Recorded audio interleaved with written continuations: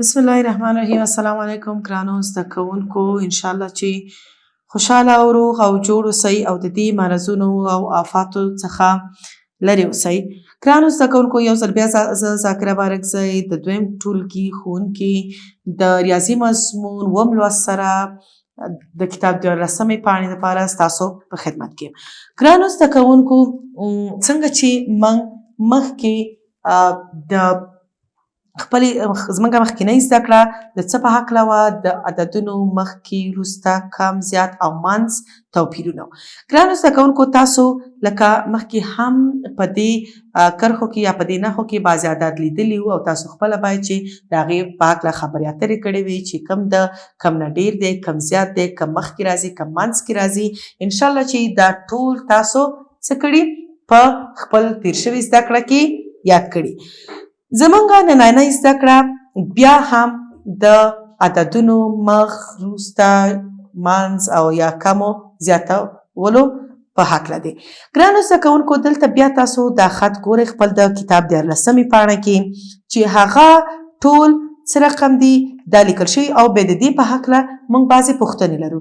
لکه څنګه چې دا تاسو ګورئ، بیا د دې په هکله پوښتنه ده چې مثال د 2 نه مخکې کم یو راځي، د 8 نه وروسته کم یو راځي، د 6 او د 4 ترمنځ کم عدد راځي. چې دا ټول هغه پوښتنې دي چې تاسو یې په خپلو کتابونو کې ګورئ او که زما په زړه نو دا به تاسو ته پرېږدم د کورنۍ دندې په هکله. یعنې تاسو دا خپل مخکینۍ زده کړه کې ویلي دي او یعنې دا تاسو خپله ټول کولی شئ چې د دې جوابونه ولیکئ. که زه تاسو نه پوښتنه وکړم چې د 8 نه مخکې کم یو عدد راځي یا یو عدد چې د 8 نه کم شي کم عدد راځي، دا تاسو ډېر ښه پوهیږئ چې 90 پسې 8 دی او کله چې 90 یعنې 9 ته ورسیږي، 9 ته ورسیږي، هغې پسې 8 راځي. خو دلته موږ پوهیږو چې د 8 نه مخکې آفرین 9 راځي. همدغه شان که تاسو دلته تاسو ته ویمه چې د 7 او د 15 ترمنځ کم یو عدد دی، تاسو پوهیږئ چې 7 دلته یویزه کې 7 هم لرئ، یویزه کې 15 هم لرئ. کم یو عدد نشته، 6 نشته. ښه ګرانو زده کوونکو، دا پرېږدم، دا خو تاسو سره دي کتابونه، تاسو کولی شئ چې د دې د مخې خپلو کتابچو کې ولیکئ یا کتاب کې پنسل سره نښه کئ. خو نه، دا چې شي دي پوښتنې باید تاسو خپل کتابونو کې ښه ولیکئ، لکه پوښتنه، لومړۍ پوښتنه، دویمه پوښتنه او بیا ورسره ځوابونه. راځئ چې همدغه شان په یو بله ورقه کې یو فعالیت چې هغې کې هم موږ د منځ، ښي او شا یا مخکې وروسته عددونه لرو، خو هغې کې موږ خپله باید پوه شو چې د هغې نه مخکې کوم عدد راځي، وروسته کوم عدد راځي، هغه تاسو سره یو ځای کار کوم. خو 14مه پاڼه پرېږدم تاسو ته د کورنۍ وظیفې لپاره. ګرانو زده کوونکو، دلته تاسو ګورئ چې موږ بعضې ځایونو کې منځ عدد لرو، 2 طرفی چې دي خالي دي. دلته مثلا چې لرو 2 عدده 2 طرفو ته لرو، منځ کې څه نشته. اوس راځئ چې دلته خپل د عددونو ترتیب او حساب څه وکړو؟ جوړ کړو. ښه ګرانو زده کوونکو، دلته راځئ چې د 10 نه شروع کړم. 10 منځ کې دي، که 10 منځ کې د 10 نه مخکې څه راځي، د 10 نه وروسته څه راځي. 10 د منځ عدد دی. د 10 نه مخکې راځئ چې حساب وکړو. 1 2 3 4 5 6 7 8 9 10. 9 د 10 نه مخکې راځي. 10 نه وروسته څه راځي؟ کله چې یویزه 0 ته ورسېده باید چې کله ډېرېږي هغه څه وکړو؟ یو خانه سر نه پکې اضافه کړو. لکه د 0 پسې 1 چې د 9 نه یو کم، د 10 نه یو کم شي 9، یو ډېر شي 11. انشاءالله چې په دې تاسو ډېر ښه پوه شوي یاستئ. بیا هم دلته لرو 14. دلته یویزه کې 3 دی، د منځ عدد 3 دی. دې نه یو کم څه راځي؟ د 3 نه چې یو کم کو 2. دا هم په خپل حالت. که یو ډیر شي چې راځي دلته موږ 12 هم لرو 14 یعنی یویزه خانه کې 2 هم لرو 3 هم لرو. کوم یو عدد نشته؟ 4. دا کېږي 14. ښه دلته لرو 18 په منځ کې. کله چې 18 منځ کې د 18 نه یو کم او یو زیات په توپیر سره باید پوه شو. د 18 نه یو کم څو دی؟ یعنی د 8 نه باید یو کم کو چې هغه کوم عدد دی؟ 9.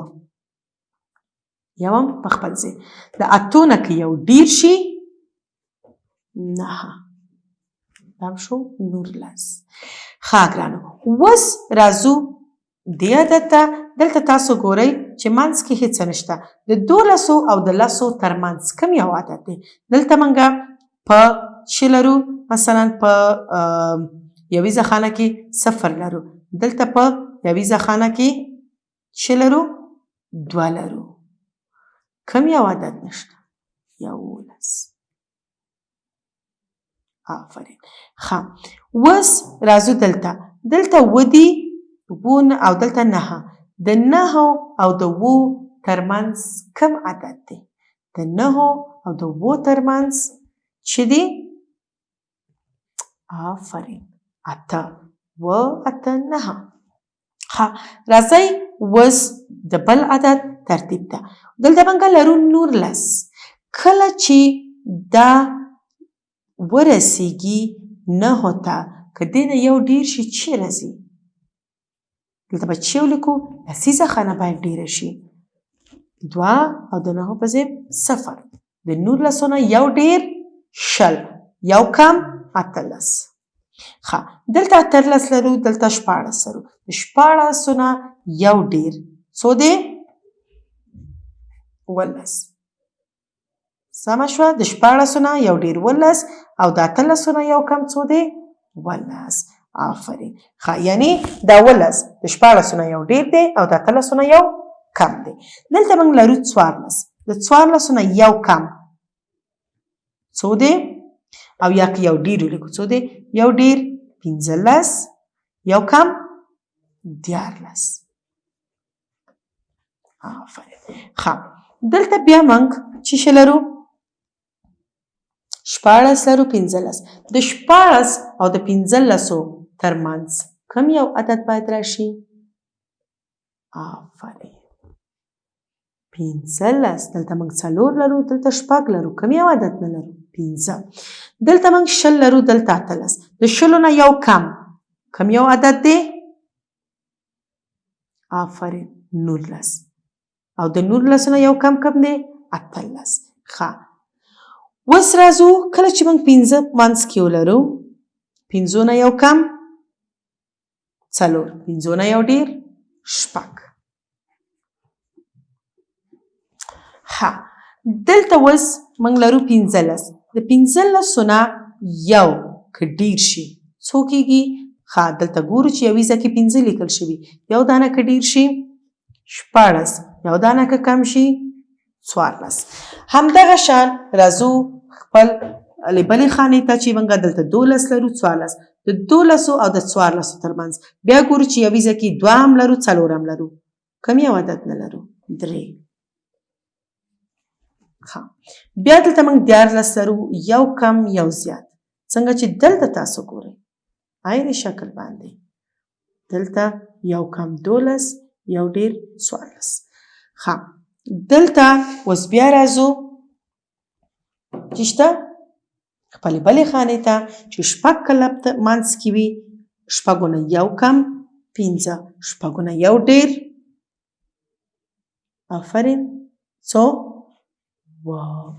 ښه همدغه شان راځو د 18 مشمېرې ته چې دلته که 18 موږ ولرو د 18 نه یو دانه کم څو راځي؟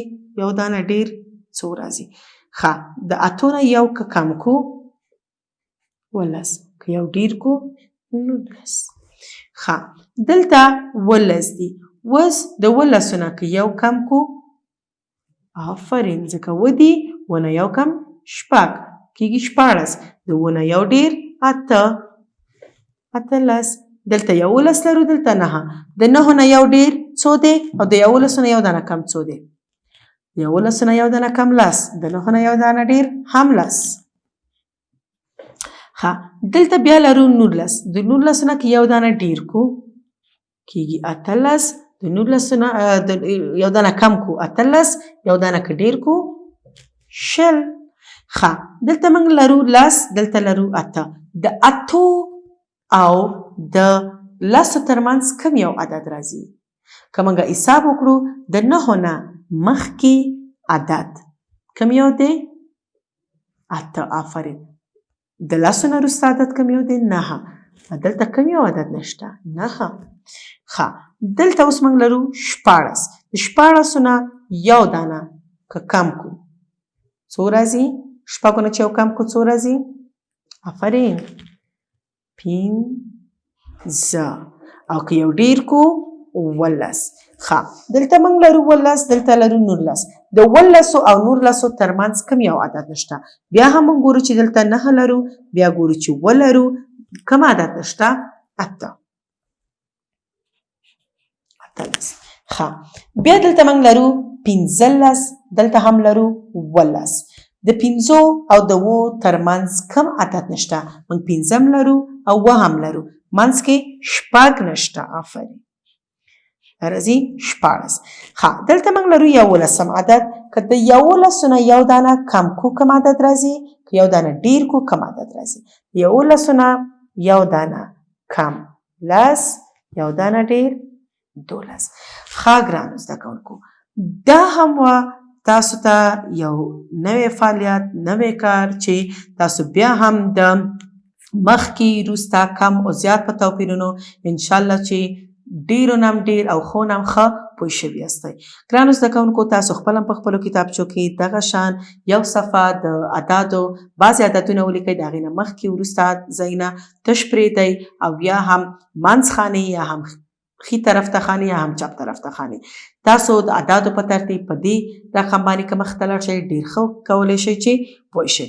انشاءالله چې د نننۍ زده کړې نه څه اخیستي تر راتلونکي زده کړې پورې تاسو خو لوی الله سپارم. انشاءالله خوشحاله او بریالي اوسئ.